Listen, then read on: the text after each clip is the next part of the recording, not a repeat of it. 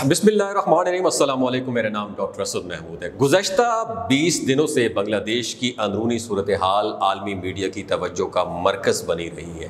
پاکستان میں جو کہ ہمارا میڈیا اپنی سرکس سے فرکس ہی نہیں پاتا اور پنڈی اور اڈیالہ کے بیچ شٹل کاک بنا رہتا ہے۔ اس واسطے عام پاکستانی بنگلہ دیش کی صورتحال سے مکمل لا علم رہے ہیں۔ بنگلہ دیش میں رائج نظام کو شدید دھچکا لگا ہے۔ اس صورتحال کو زیادہ سادہ زبان میں آپ کے ساتھ پیش کرنے جا رہا ہوں۔ وہ بنگلہ دیش کی سیاست کو بھی موروثیت جو ہے نا وہ لاحق رہی ہے۔ شیخ مجیب الرحمان کے بعد ان کی بیٹی شیخ حسینہ واجد اپنی مخالف بنگلہ دیش کی جو نیشنل پارٹی ہے اور خالدہ ضیاء کے مد مقابل ہمیشہ رہی ہیں اور عنان اقتدار پر مسلسل فائز چلی آ رہی تھی۔ خالدہ ضیاء کی بات کی جائے تو خالدہ ضیاء کی آخری حکومت سن 2007 میں فوجی جرنیل نے مارشل لا نافذ کر کے ختم کر دی اور عبوری حکومت پھر قائم ہوئی، جس نے 2 سال بعد انتخابات کرائے اور انتخابات میں عوامی لیگ کی حسینہ واجد جیت گئے اور خالدہ ضیاء کو کرپشن کیسز کا سامنا کرنا پڑا۔ ان کو کرپشن چارجز پر عدالتوں سے 17 سال کی سزا ہوئی۔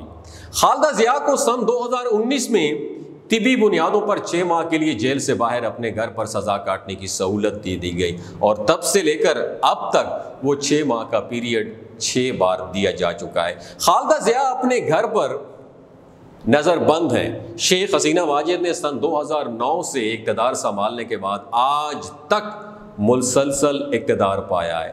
بنگلہ دیش نے بھی فوج نے 3 بار سن 1975، سن 1982 اور 2007 میں مارشل لا 3 دفعہ نازل کیا اور 3 بار سن 1980، 1996 اور 2011 میں منتخب حکومت کا تختہ الٹنے کی ناکام کوششیں کی جو ان کی چوری پکڑی گئی۔ وہاں بھی فوج کا کردار بہت اہم رہا ہے۔ حسینہ واجد نے بنگالی نظام کو معاشی بنیادوں پر قدرے مضبوط تو بنایا تھا اور وہیں پہ فوجی جرنیلوں کو بھی مراد سے نوازا تاکہ اقتدار شاد باد رہے اور اسی دوران سرکاری ملازمین کی تنخواہوں میں بھی کافی اضافہ کیا اور بنگلہ دیش میں سرکاری نوکری کی تنخواہ بہت زیادہ ہوتی ہے اور اسی واسطے ان نوکریوں کی اپنی بنگلہ دیش میں ایک امپورٹنس ہے، لیکن ان نوکریوں کا 1/3 حصہ جو کوٹا سسٹم ہے اس کے تحت مخصوص حلقوں کو، جس میں بیوروکریسی آ جاتی ہے، فوجی خاندان آ جاتے ہیں، ریٹائرڈ افسران کے بچوں میں یہ کوٹا دے دیا جاتا تھا اور 1/3 حصہ ان خاندانوں کے واسطے رکھا گیا تھا جو کہ بنگلہ دیش ریاست جسے آزادی کی جنگ کا ہیرو مانتی ہے اور باقی بچیں گی آدھی نوکریوں پر اور آدھی نوکریوں پر سفارش اور رشوت کا بازار گرم ہو جاتا ہے۔ پچھلے چند سالوں سے عوام الناس میں ان نوکریوں کی بندر بانٹ کو لے کر غصہ پلتا رہا ہے اور لوگوں کی اکثریت کا ماننا یہ ہے کہ نوکریوں کا یہ نظام محتسبانہ ہے اور میرٹ کے سراسر خلاف ہے، لہٰذا یہ کوٹا سسٹمز ختم کر کے اوپن میرٹ پر نوکریاں دی جائیں۔ آج سے 15 دن قبل طلباء تنظیموں نے اس سلسلے میں اپنے 9 نکاتی مطالبات اٹھائے اور احتجاج شروع کیا۔ طلباء ریلی پر جو ہے نا لاٹھی چارج کیا گیا، آنسو گیس کا طلباء ریلی پر استعمال ہوا جس سے اموات بھی واقع ہوئی اور بنگلہ دیشی سپریم کورٹ نے امن و امان کی صورتحال کا سو موٹو نوٹس لیتے ہوئے حکومت کو ان نکات پر اسٹوڈنٹس کے ساتھ، طلباء کے ساتھ مذاکرات کرنے کا حکم دیا۔ حکومت نے کیا کیا؟ حکم تو قبول کیا مگر دوسری جانب ڈیڑھ ہوشیاری برتتے ہوئے پھر سے طلباء پر کریک ڈاؤن شروع کر دیا اور حسینہ واجد نے ٹی وی پر آ کر ایک مشتعل بیان دیا جس میں انہوں نے اپنے حقوق کا مطالبہ کرنے والے طلباء کو سن 1971 میں پاکستانی فوج کی مدد کرنے والے رضاکاروں سے تشبیہ دیتے ہوئے انہیں وطن دشمن قرار دے ڈالا اور اسی بیان سے آگے ملک کے طول و عرض میں پھیل گئی یہ آگ اور سارے ملک میں طلباء سڑکوں پر نکل آئے اور اس صورتحال سے نمٹنے کو ایک بار پھر فورسز نے طلباء پر چڑھائی کر دی، اموات ہوئیں اور پھر معاملات اس حد تک چلے گئے کہ سارے ملک میں کرفیو نافذ کر دیا گیا، موبائلز اور انٹرنیٹ سروس جام کر دی گئی اور حسینہ واجد نے فورسز کی کمیٹی سے خطاب کرتے ہوئے ایک بار پھر طلباء کو دہشت گرد اور وطن دشمن قرار دے دیا اور فوج کو اس سے سختی سے نمٹنے کی ہدایات جاری کر دی۔ حکومت کے وزیر قانون انیس الحق نے پریس کانفرنس کرتے ہوئے کہا کہ ابھی تک ہم تحمل دکھا رہے ہیں، ہماری برداشت کی بھی ایک حد ہوتی ہے۔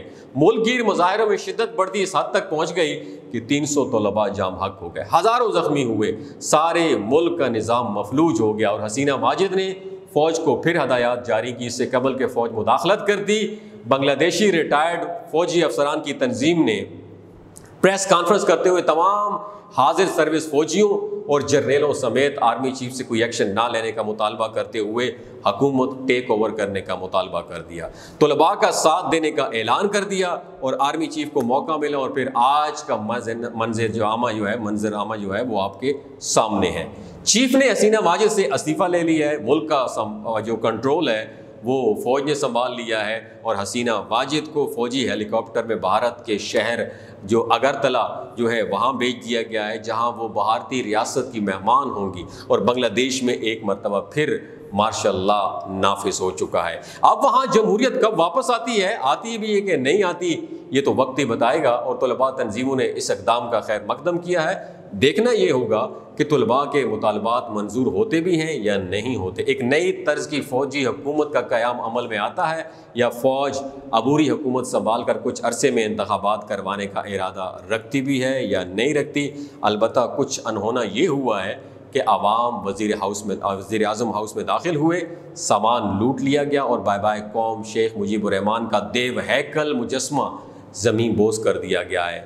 دوستو یاد رکھیے، جب بھوک آتی ہے تو بھوک کے آگے حب الوطنی کے کوئی معنی نہیں رکھتے ہیں، اور جب بھوک کے ساتھ ننگ ہو تو پھر یاد رکھیں ہر انسان کا مذہب لوٹ مار ہی ہوتا ہے، بے شک اس میں اوپر والوں کے لیے گہری نشانیاں بھی موجود ہیں۔ یہ سارا منظر نامہ جو ہے یہ جانا پہچانا لگتا ہے، اور پاکستان کی تاریخ بھی کم و بیش اسی طرح کے واقعات سے بھری ہوئی ہے۔